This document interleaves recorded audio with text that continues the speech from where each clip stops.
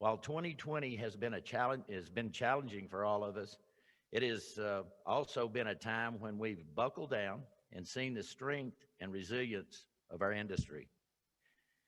And nowhere has the enthusiasm been more evident than in the evolving lamb packing sector. Now for our opening general session, I'm going to turn it over to Peter for our lamb packer panel. Thank you, President Cox. As you mentioned, there's a lot of interest and folks are eager to hear about these changes in the lamb end of the business. You know, when we offered downtown Denver property to you all for a site for this hotel, at that point, you know, the companies, the three families in Colorado had already announced that they were planning to put up a plant. So in our mind, the whole time, we were going to be taking busloads of sheep producers and feeders from downtown Denver to Brush. That's going to have to happen in January 2024 now. So the alternative to that is we've got three company reps that have agreed to be the opening session for us. And so we've got in alphabetical order, we'll take up Double J with Jeff Hasbrouck first, and then we'll pick up Spence with Colorado Lamb Processors. And then the third panelist will ask for Rick Stott, the head of Superior Farms. They're each going to share a few minutes on where their plants are at and the status and what they're working with, and maybe how they're operating in this pandemic. So with that, let's welcome Jeff Hasbrouck for his comments first.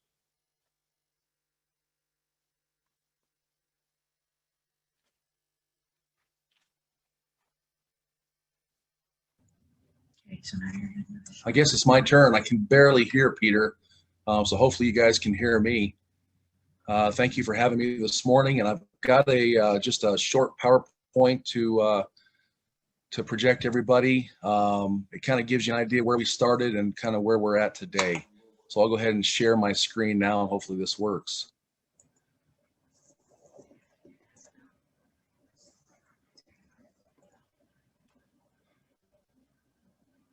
And then go to present from beginning. Sorry about that. I'm trying here. Right here. I'll just make sure they can see. Can everybody see that? I guess a nod of heads or something. Can you hear? All right. Thanks, Rick. All right. So I'm Jeff Hasbrouck with Double J Lamb, Texas, and also Double J Lamb Feeders in Colorado. Here, I'll go ahead and go through some slides. I just want to show you some pictures and show you where we're at. Kind of how we got here, who we are, an update on our facilities, and some current and future plans. And then obviously, after the panel's done, we'll do some questions and discussion. So this was an article that was published in August after Mountain States Rosin filed for bankruptcy. You know, an industry gone bankrupt. Weld County producers feel the impact of Mountain States Rosin's closure. You know, we were a majority Mountain States Rosin lamb feeder. You know, the majority of our lambs went that way. We also fed lambs for Superior and pushed lambs that way also, but Mountain States was kind of our biggest customer. So that article kind of hit us, you know, hit hard, hit home. Mountain States was doing maybe 6,000 to 8,000 lambs a week, fabbing most of those, selling some carcasses also. So we felt as a family that our only option was to look at maybe, you know, doing something else in the industry, buying a plant if available, where we could fab and cover some of that Mountain States Rosin capabilities. So that's when we reached out and we went and started looking, researching, and we found the old Rancher's Lamb plant in San Angelo, Texas. So this is who we are. This is our family. My sister on the left takes care of Double J meat packing in Pierce. We do 150 head of buffalo and beef a day. My parents in the middle, and then my family on the right. On the far right is Ron Gould. He's our plant manager at the moment. And then Nazar is our operations manager. And that's kind of our team. We're keeping it small, keeping it family. That's kind of how we run our operations. So here's the plant. On the left is the condition that we bought it in. You can see a lot of overgrown. It was, it was built in 98, operational in 2000, closed down roughly 2005, opened back up in I think 2013 or 14, and ran for a couple, 2, maybe 3 years as a beef grind facility. And I'll show you some pictures. So, a lot of the equipment that was in the fab area is big grind equipment. But when we bought the place, we toured it. We took a tour on August 2nd, I think it was. And lots of work. We took a contractor with us, and we had to decide, is this something that we wanted to do or not? So you can see on the left, that's a drone picture that I took. On the right, that picture is probably, I would say, at least a month and a half old now, but we've made a lot of progress.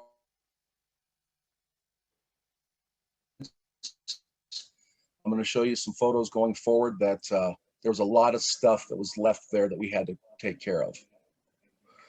So offices, it has a really nice office building with nice locker rooms, USDA offices, break room and everything. On the left is kind of, after we moved a bunch of stuff out of some of the offices, we just piled in the corner. That's kind of what that corner looked like. And, for Christmas, on the picture on the right is what it looks like now. New flooring, new, countertops, new paint. It's a very nice facility on the outside. The inside just needs a little bit of sprucing up. So that's pretty much what we did.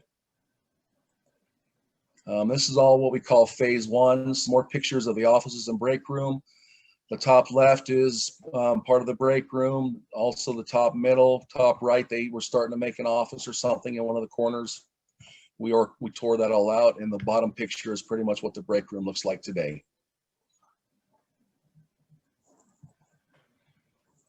I can't see that up on top. I need to. The picture on the left, so this is on the outside of where the pins are. So this is where we unload lambs. The way this facility works, you unload lambs on ground level. The lambs go up to a second story and they enter the plant on the second story.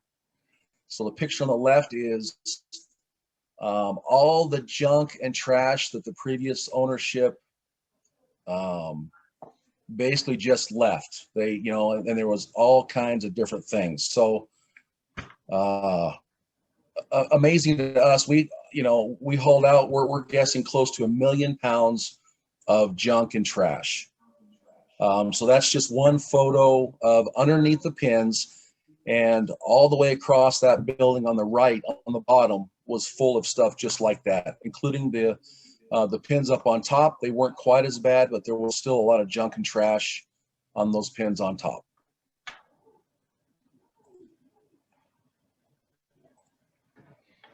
A little bit of the chute. You can see the chute in the top left corner.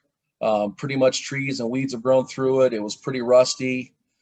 We actually purchased the chutes from the old MSR plant, the new JBS beef plant. So the bottom left picture is the chute put back in. The picture there in the middle, obviously just overgrown trees and grass and all kinds of stuff. So we've cleaned all the area up and got it ready for inspection and for our first day. Harvest floor, for the most part, the harvest floor was pretty much untouched since they left the facility back in 2005. The picture on the top left is, it was a picture that I took on our first inspection. You can see a lot of the equipment was left. Everything was kind of in place, a little bit eerie, but it was kind of neat to see that it was untouched. The picture on the bottom, just a different view from the other side, a little bit farther back. And in the picture on the right, we put new lights in. Obviously, we had to, replace all the air lines, hydraulic lines, a lot of the, new wiring for the power, everything else. So that was our first day of operations. Everybody waiting waiting to see when we were going to start. Still part of phase one is our cooler. So in this facility, when we bought it, we had a really nice surprise. We walked in the coolers, and the pictures on the left and the middle picture is what we found. All the cooler rails were cut out. They cut them out because they did a beef grinding operation in there in 2013-14, and they cut all the rails out because they needed the height to bring in some of the packaging equipment and different things like that. So you can see on the far left, the little stub sticking out of the wall, that's what the rails were mounted to. In the middle picture, you know, just some of their old packaging equipment that had been obviously been there for 5 years or more. And on the right is how we replaced all the rails and their rinse system. So phase one for us was complete. The picture on the left is our first load carcasses that we did. The picture on the right is our first carcass load that we shipped out 2 weeks ago. So we're on week 3 for us. We've got a lot to learn still. You know, we've got the nice thing about being in Texas is we have a great labor force. I think we had, you know, we wanted to run this facility with, you know, maybe 25 people on the harvest floor, obviously some admin people. And then once we get our fab up and running, you know, we'll add on some more people. But, you know, the first few days that we're in operation, I think we had probably 30 to 35 people on the harvest floor, just trying to find the right fit for people. And we actually had some people that worked in the facility back in, well, before 2005, that are working for us now on the harvest floor. So that's kind of neat to get some of those people back. So that was kind of our phase one. Our phase two is getting our fabrication up and running. We're shooting for March, you know, mid-March, end March, sometime in March. We all know how that goes. Could be April, but we're shooting for March. Picture on the left is we took our tour back in August. A lot of the beef grinding equipment, great big stuff. Obviously stuff that we couldn't use. So we've pulled it all out and we've actually sold that equipment. And the picture on the right is pretty much what the fab floor looks like today. We're just getting started putting that together. So that's a work in progress at the moment. So our harvest began the 11th of January. Most of the lambs are coming from here in Colorado at the moment. You know, our goal was to have facility take care of the Mountain States Rosen Co-op members, because that was the membership of the majority of the lambs that we fed. And then we hope to grow that so we can get producers from all over the U.S. So currently we have about 55 full-time employees between harvest, QA, maintenance, you know, everything else, admin, management. And we're just doing carcasses only. So we will start a kosher kill on Monday. The kosher kill, they happen to be in right there close in Fort Worth and Dallas. So it kind of made sense for us to do a kosher right there in Texas. And like I said before, March, we're hoping to start our fab. And then we'll just increase our staffing as necessary. Our goal, and it's, you know, it's a big goal. You know, we'd love to be able to harvest 1,000 head a day. I'm not sure what the old Rancher's Lamb plant did, but back in the day when it was built, you know, the capacity there was 1,700 to 1,800 head per day. We're asking for 1,000 head a day. If we got to those numbers, we'd be tickled. I think that would be great for us. We'd like to, you know, entertain a grass-fed program. Obviously, we've got the kosher program started. Maybe do some custom processing. Because of the area where we're at in San Angelo, you know, goats are abundant there. We would like to, you know, maybe get a goat kill going, or, you know, we're willing to try or do whatever we can to make the thing work. So that's just some of our future goals that we're working on now. And that's pretty much all I've got. I appreciate the time, and I guess we'll entertain questions when everybody's finished.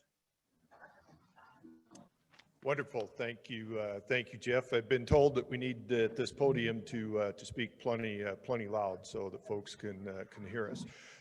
So with that, we welcome Spence Rule from from Brush, Colorado, to Yeah, join welcome us back up. and talk about the program they have going with their Colorado land processors. Welcome, Spence.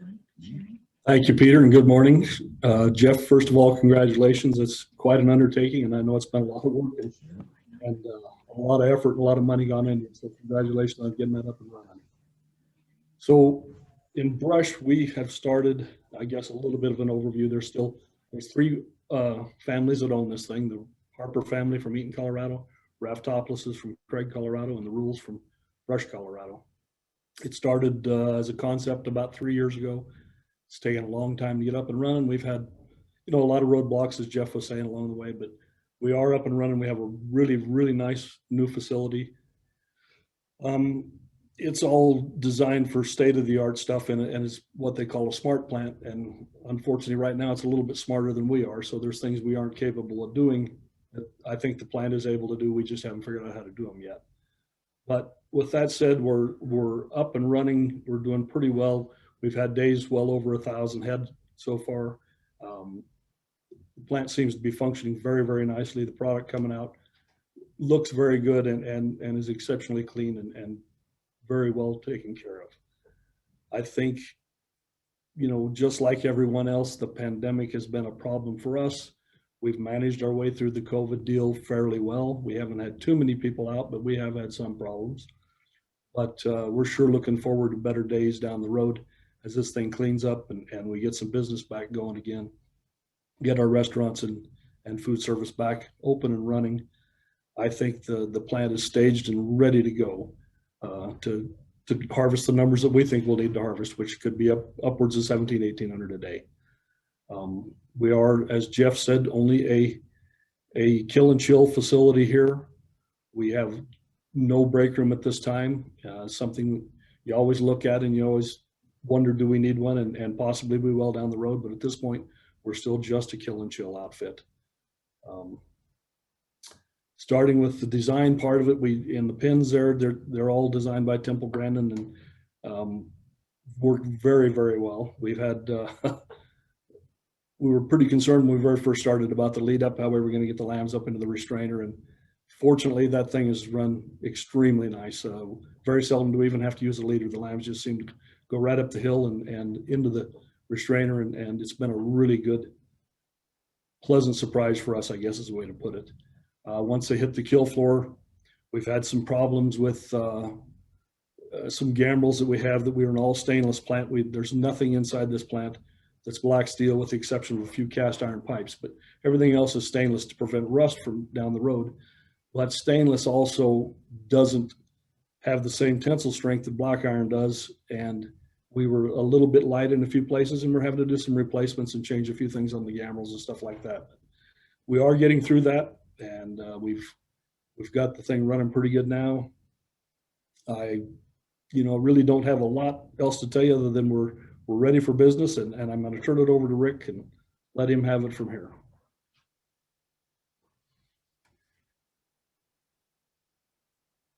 Well, thanks, Spence. And again, Jeff, congratulations for the heck of an endeavor. What a great transformation of that plant. And Spence as well. I know you guys have gone through a lot in the last year to get that plant up and running. This is an interesting environment being in the COVID era of Zoom meetings.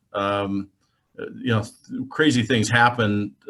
All of my kids now work at home. Of course, a lot of their children are at home because of school and those kinds of things. And the other day, my son-in-law was out for a jog and came back in, had a conference call that he had to get on through Zoom, and he was pretty hot, and so he took off his shirt, didn't turn on the video at all, but was on the conference call. And a few minutes into the conference call, his 4-year-old son came in through the door and yelled at the top of his lungs, "Daddy, why are you naked?"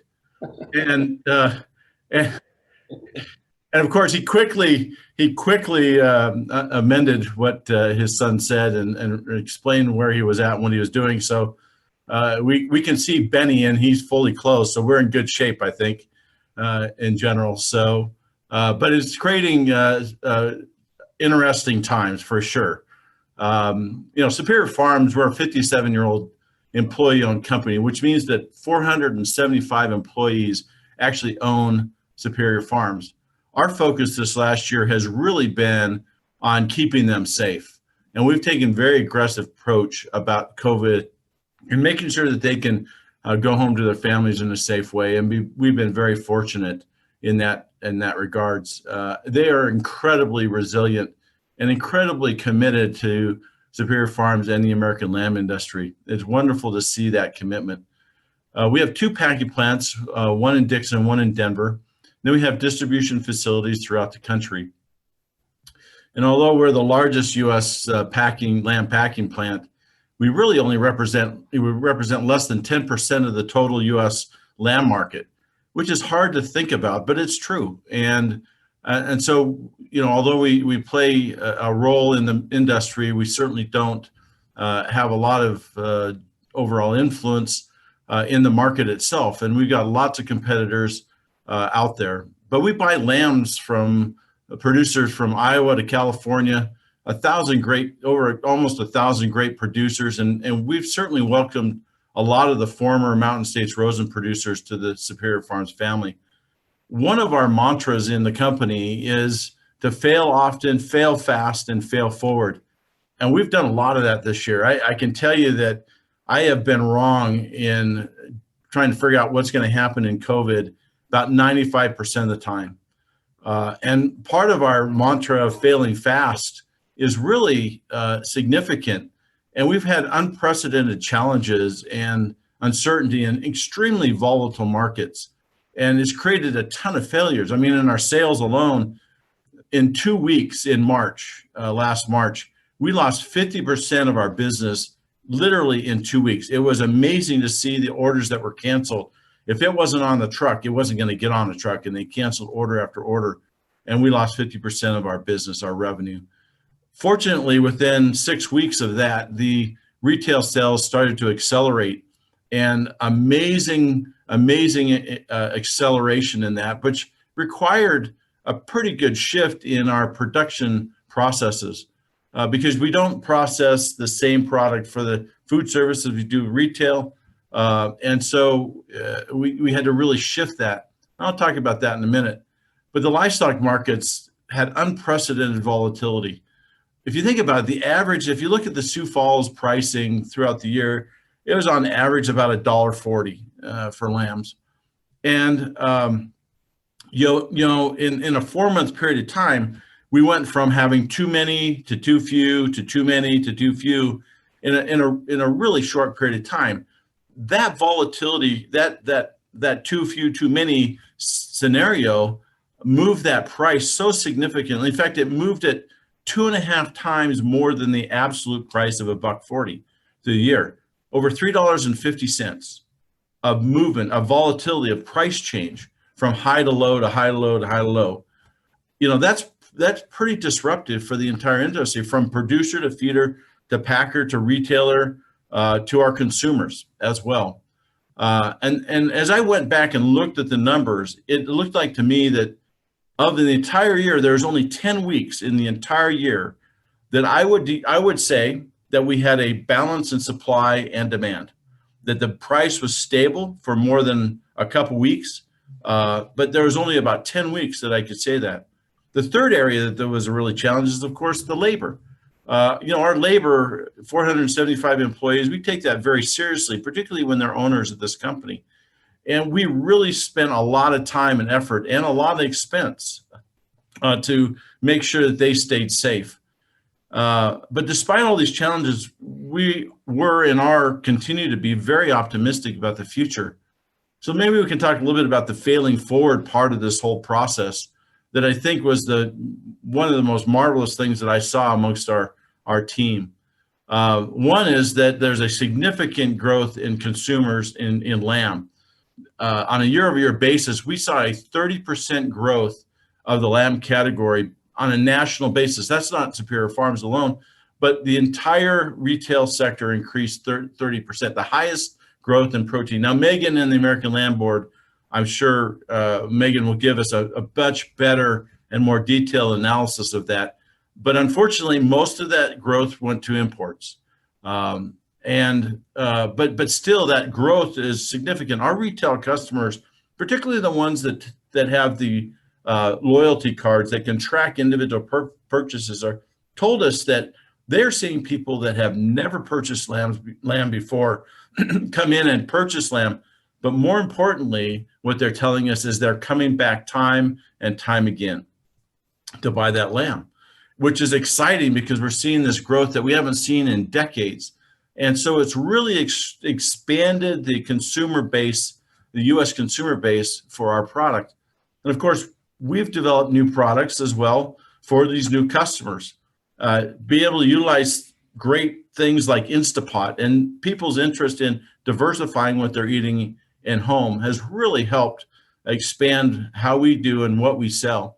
And of course, we've developed new distribution channels through e-commerce and home meals, home delivery meals. And unfortunately, we've converted some import customers to domestic lamb, domestic lamb. So we're excited about that because we're expanding the customer. We're not just selling to the same customer. We're trying to expand the number of customers that we have that's looking at U.S. Product, American lamb. And so, you know, the reality is that we got a lot of failing that, but forced us to look at things much differently. We're working very closely, despite the fact that food service doesn't exist for all intents and purposes. We're working very closely with our food service distributors and finding ways to help them become successful and prepare for the eventual reopening of restaurants. We have no idea when that's going to happen. I don't think anybody knows when that's going to really happen. We do know that 40% of the restaurants are out of business. That's going to make a pretty big dent on what we do and how we service those customers. It's also shifted the type of product. You know, historically, we've sent a lot of racks into that food service into the restaurant business. That was a huge problem that we had. And so we had to shift our production line. So immediately we increased the capacity of our production line for our retailers by 70% in the first few weeks of seeing that demand spike. And over the summer, we doubled that capacity and invested in new equipment and really interesting technology that'll help us continue to grow that segment of the business. The other part of it that was really interesting is that we significantly reduced our frozen inventory because our sales team repositioned many of the products that we traditionally sold into food service and repositioned them to the retail. And that took a lot of work by our sales team, by our retail partners, to make that adjustment, to really accept new products and, of course, new pricing. Now, Peter Orrick and the ASI team did a tremendous job at getting us to be able to get the government to buy some overstock items that we had in the freezer. We sold over 660,000 pounds of loins, shanks, and racks combined into the government over the last couple of years. That's been a tremendous benefit to our industry as a whole because we've been able to eliminate those, those sales that would have had to be flushed out at rock bottom prices to get rid of it. But the fact of the matter is we're also able to help former MSR producers that processed a lot of lambs before the MSR plant closed and put them into the freezer and really had no way to market those. And so we bought over $3 million of product out of the freezer from those producers to help them out, to bring that out and to fulfill government contracts. And so there's a direct correlation with what Peter and his team did with the benefit that it was spread across the entire industry. Kind of the other component that we really fell forward on is the recognition that we've really got to focus on technology and automation and robotics, even more so than we are today. What a great opportunity it is to be able to manage our labor and our costs and our expenses. We've improved our shelf life. We've added, EID and electronic grading in our plants. We're actually deploying a brand new, very sophisticated operating software system that will allow us to service our customers better, eliminate costs in our back office and production side. We'll be able to communicate with our producers much more effectively.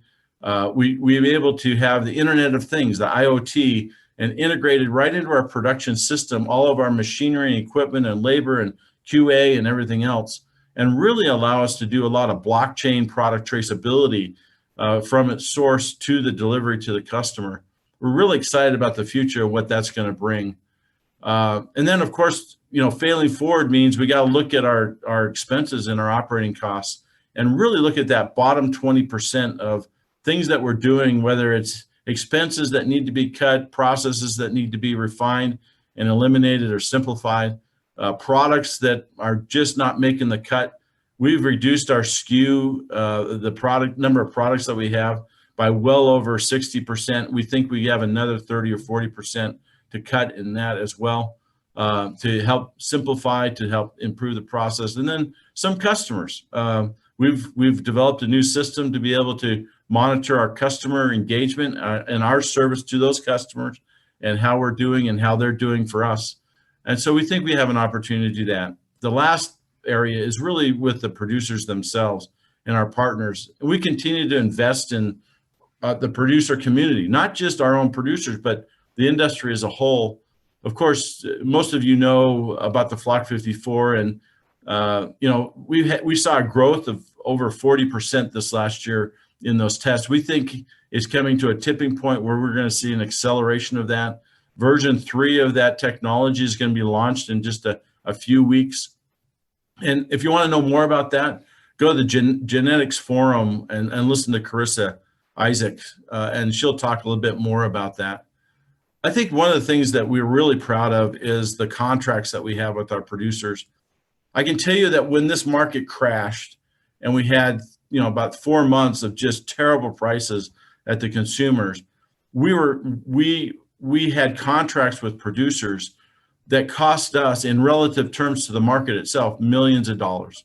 We were faithful to those contracts. We upheld those contracts. We paid those producers more money than the market would bear at the time, because that's what the contract.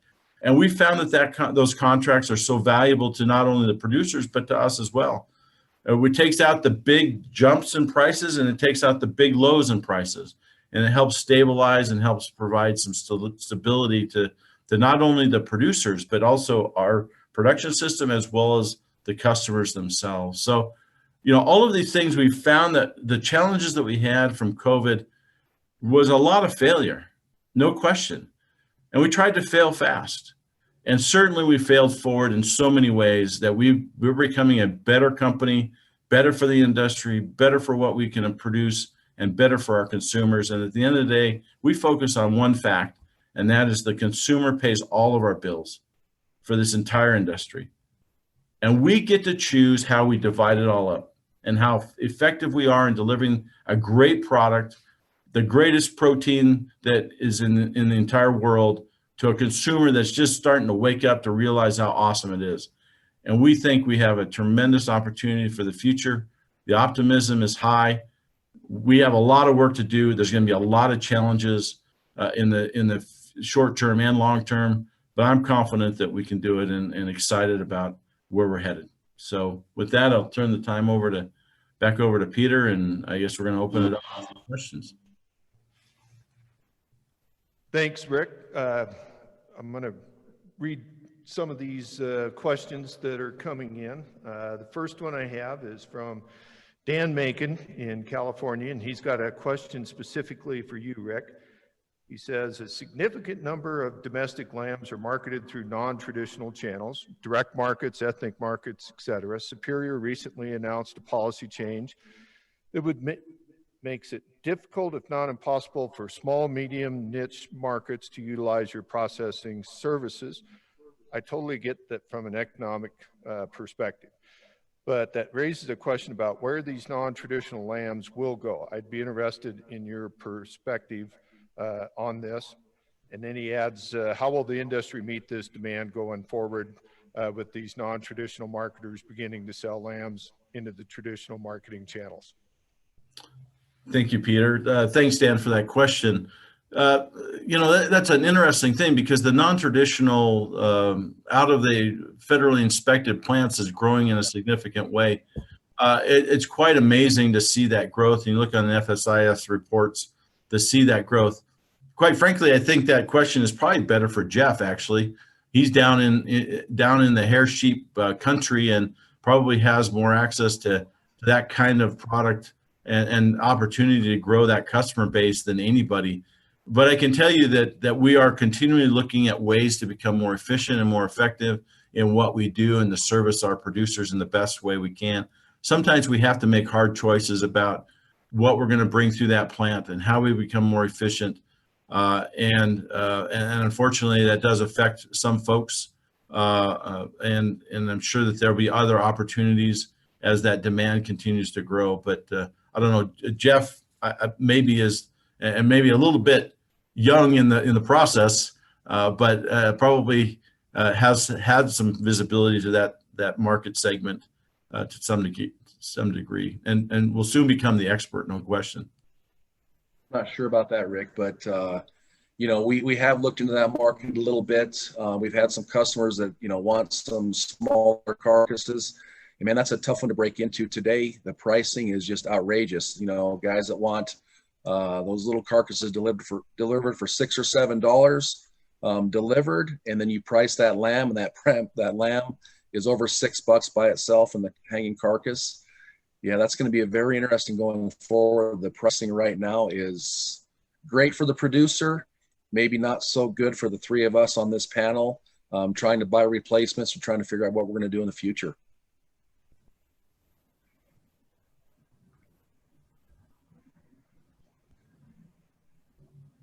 To any one of you, but can the producer get details on the cut out, grade, and yields on each animal if they use electronic ID? I can answer that first. The answer is yes. If you own the animal when it comes into our packing plants, we have a producer portal that if you have EID, it tracks that animal to our electronic grading system. It then digitizes that carcass. It gives you the estimated cutout of each of the primals and the weights, et cetera, for that. And so you will then have access to a producer portal that you can see not only your own information in detail by individual animal, but you can compare that with the plant total for that day. We don't give everybody's detail, but as a whole, you'll be able to see what else was processed that day and how you compared with that processing and with the total plant production. So it's a great tool. We're seeing a growing number of producers use it, bring it back into their production systems, integrating it to their production systems, and making great changes on their animals to increase their productivity and carcass value. I can tell you from our standpoint here at Colorado Lamb, as I mentioned earlier, we build a smart plant, and again, it's much smarter than we are. So we're not quite there with the technology yet, but it's something we're sure working towards, and hopefully we'll have that sometime in the near future. And we purchased the carcass grading machine that Mountain States Rosen used to have. We don't have that in place right now, but we're working on it. We can't do it by IED tag, obviously, at this moment, but we can give you all the other information. Excellent on that. Another question from Kay Persons on the ethnic non-traditional markets are creeping east at a rather aggressive rate and driving local pricing. What are your company's plans or thoughts on breaking into these markets in a meaningful way? I'll start, and then these guys can take over. You know, this ethnic deal that we've got going on right now, to me, is maybe a bigger threat to our industry than the imports are at this present time.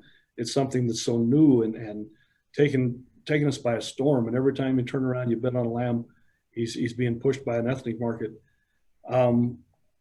Will it slow down? I think some of it will slow down some, and we'll oversupply it to a certain percentage when we hit these bigger numbers. But we all, I think, are going to have to take a look at this thing and figure out if there's some place that we can fit into this ethnic market. I see it changing. I don't see the people, as the younger generations come on, you start seeing more and more stepping into the halal stuff that's purchased in the stores instead of doing it in the backyard. And so I think it's a changing market, and we damn sure better be looking at what we can do to be part of it, because they're taking a big number out of our industry. Yeah, I agree with Spence. I mean, it's unprecedented times right now when they're buying semi-loads or 2 semi-loads out of California and moving those to, Ohio or whatever's going on with the markets, and paying what they're paying, and the break evens on those lambs for us as feeders also, besides packers, in that $1.80, $1.90 level. And we're in a $1.50, 55 fat market right now. It's, what are we supposed to do? So yeah, we'd love to break into those kind of markets. Like you said, we're in a good location right there in Texas. Lots of hair sheep, lots of smaller carcass lambs, lots of goats. But can we do it? But there's a lot of money exchanging hands. And I as a feeder, I'm not sure how we're going to be able to buy some of the replacements that we're going to need for late spring, early summer. At the levels that they're at right now, it's going to push this fat market so high that, we're going to have meat sales are going to back up on us. Lambs are going to get big. So there's some things that we have to look at as a feeder, as a packer. Can we afford to do that? And what's it going to do to us? So it's a struggle right now for us, just trying to figure out if we want to, do we want to jump in that market and spend the money and hope that our fat market moves that high? And then are we going to be able to sell those carcasses or fab those lambs and get our money back? The summertime is always a tough time for the packers. Always has been.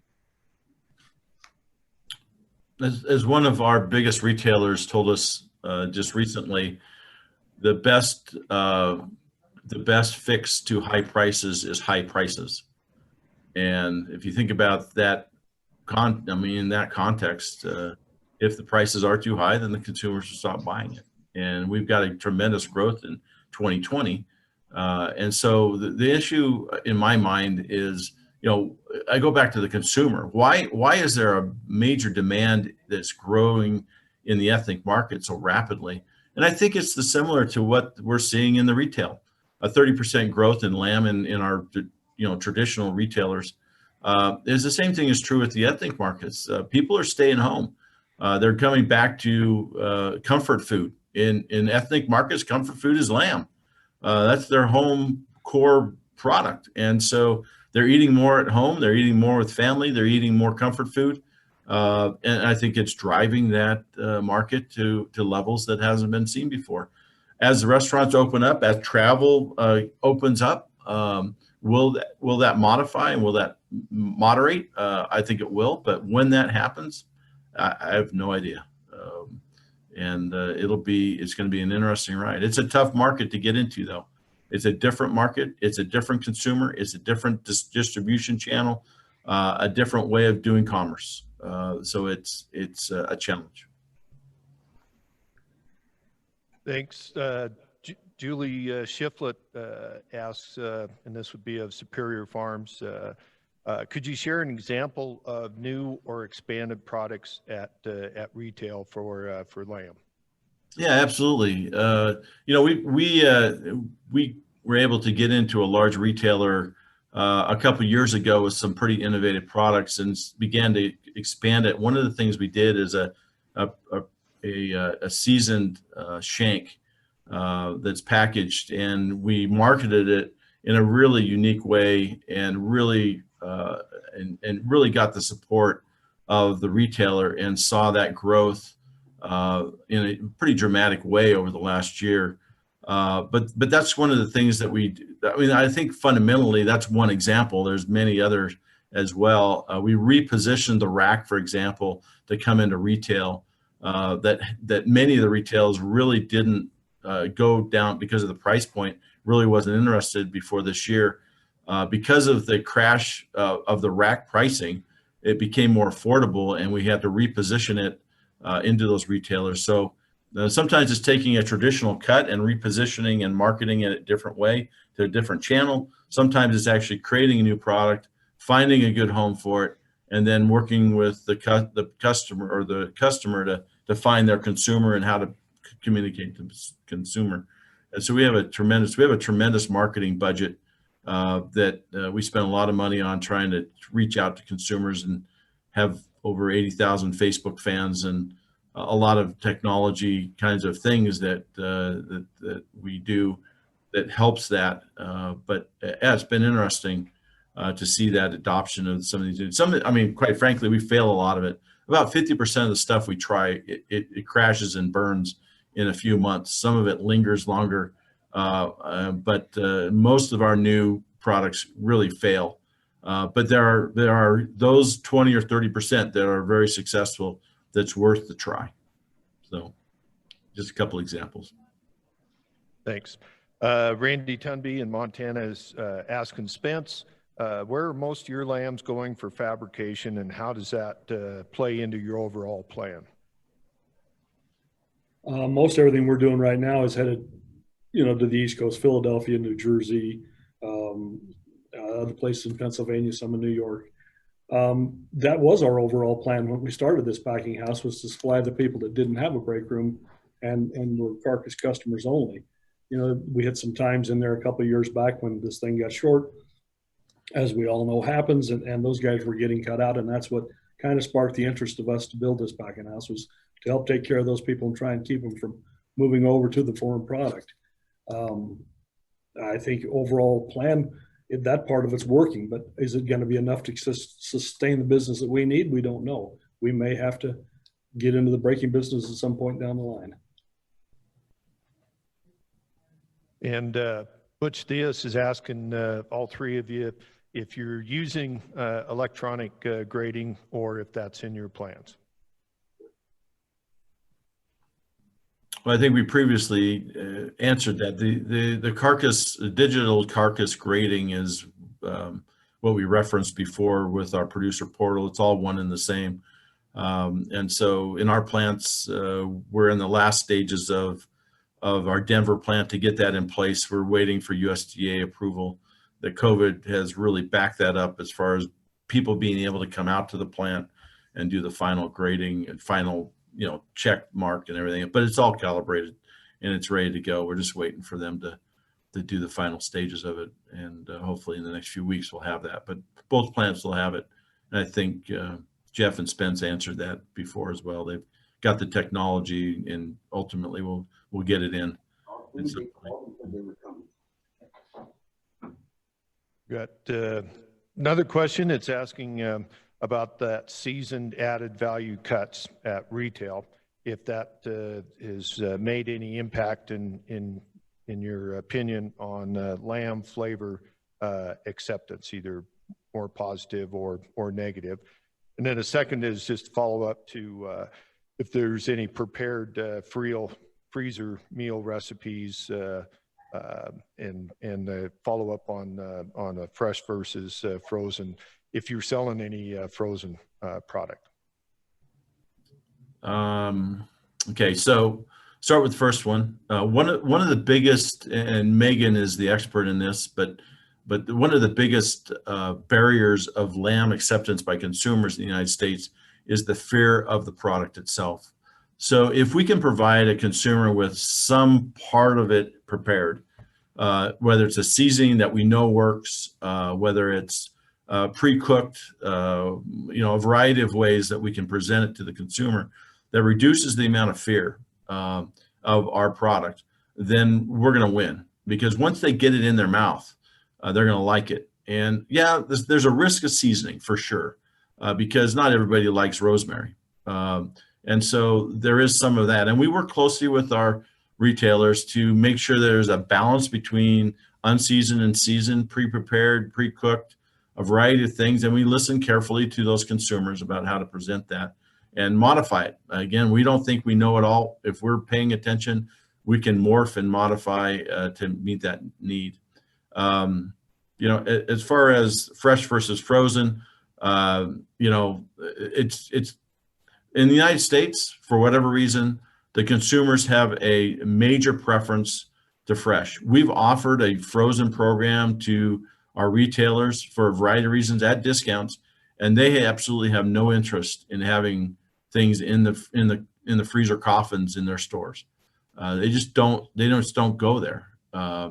And we have to be very careful about how we do that and what we do. But anyway, the whole reality is that the consumer in the United States has a very big prejudice against frozen meat, red meat, I should say. They'll buy frozen chicken, frozen fish, and then they'll take it home and put it, fresh stuff, and go take it home, put it in the freezer and take it out. I mean, it's just, illogical, but it is the consumer. So, and that's the truth with pork. It's true with beef. It's true with lamb. It's probably true with bison too, as well. So it's just one of those oddities that we have to deal with and recognize. And it's a real challenge because 80% of the lambs in the United States are born in 4 months. It creates a huge problem for the supply chain and being able to get fresh product 365 days a year. And it's one of our bigger challenges in this industry. Pete, I think before you change subjects, we don't sell into the retail sector, but I do see if there's one thing that's come out of this pandemic that may be a plus for our industry is the fact that it's got people back home cooking and trying new products, and lamb has been on the forefront of that. I think we've got a lot of exposure through this pandemic that we may not have gotten had we, continued business as usual. So hopefully there's something good will come out of this, and I think that may be it. Is your thought it's just it's having variety? You just can't do beef and pork and chicken meal after meal. Is that part of it? Well, I guess, and I think people are just they want to be a little more adventurous. They don't have any place else to spend their money or do anything with their time. So they're doing that in the kitchen. And I think that's helped us a lot. Yeah, I think one of the things that happened at the very beginning, if you remember in March and April, the meat cases were wiped out of stores. And so often lamb was still there, right? Now, we can bemoan the fact that maybe we're the last one off the shelf. But the fact of the matter is it was still there. Right beside the synthetic meats, right? They stayed there. Nobody bought those in the pandemic. I mean, it stayed on the shelf forever, and there was always plenty of that stuff. So, but lamb was there oftentimes when everything else wasn't, and so it forced, to some degree, the consumer to take a risk. And to Spence's point, let's diversify. I'm tired of hamburger helper all day long, so I'm going to try something different. We get a disproportionate amount of free press from cooking shows and from cooking contests that lamb is always on it. And this is a great credit to Megan and her team for getting placement into those things, either by accident or on purpose. But the fact is that those consumers then tasted lamb, and we know how good it is. They tasted it and said, oh my gosh, it's easy to cook. It's not as hard as it is, as we thought it would be, and it's delicious. And so I'm going to come back and eat it again and again. And that's what our retailers are telling us, is they saw a massive surge in April and May of new consumers that had never eaten lamb and then are continuing to come back through the summer and eat it time and time again. Spence, you're absolutely right. That is a huge benefit to this industry. And what a great blessing of 2020 in the COVID. That's just not a silver lining. That is a platinum lining for this. Yeah. I had one comment here as we get into the last few minutes. I think I'd ask if you agree where the industry was and where we thought we were going to be with the wreck in April and 100,000 lambs backed up into the lot that were all there for Easter and Passover and Ramadan and didn't get processed. I think. I'm very surprised that we didn't just see that wreck in prices continue all the way through into the fall, into the winter. That's the more traditional every time there's a bad situation in the lamb market. But where are you guys viewing your feedlots today? Are they current? Are you feeling pretty good about keeping your weights down and your animals in good condition? I guess I can start it from our feedlot standpoints, and I'm speaking a little from Mike as well, but I do know what he's shipping, and I think we're probably in better shape this year than we've been in January for a good number of years. Our weights have climbed. There's no doubt we're heavier today than we were beginning in December, but we're not out of line like we have been in years past. So I still think the industry is doing a very good job under minimal movement of keeping our inventories in pretty good shape. Jeff, I don't know what you guys think. Well, the same thing for us. We're seeing we've got some lambs that are heavy, but we found homes for them, which has been nice. We're working with Superior. They're taking some lambs from us every week, as well as obviously we're shipping some stuff to Texas. But we've all got to kind of work together to keep our weights within range. It doesn't help any of us if we get over fat product out there in the market. So currently we're we didn't see the number of lambs that we would normally see because of Mountain State's bankruptcy. So a handful of our customers sold early, and, you know, I'll be honest about it. It didn't, you know, it was actually better for us just because of the avenues that we have to go and the directions that we can go with those lambs. So instead of having 75, 80,000 on feed, you know, we were more at 50 to 55,000, and we're comfortable. Like I said, we've got a few heavy loads, but they're going out this week, and we'll be in pretty decent shape again. So not bad for the end of January at this, you know, with what we've been through. Well, that's good to hear. I want to thank each of you panelists. I think you have set the mark for the rest of the next 2 days. You know, for technology, it actually worked. Everybody could hear everybody and see the questions, so that's always a plus. Very timely comments. So thanks again to each of you gentlemen for being the opening session to this convention. I did have one comment. Last year, the opening session, we had Reed Anderson talking about his lamb slaughter plan in Oregon. He called this fall and he said, I will supply all the lamb for the virtual convention this year. Sounds like Thank you, Reed. gentlemen.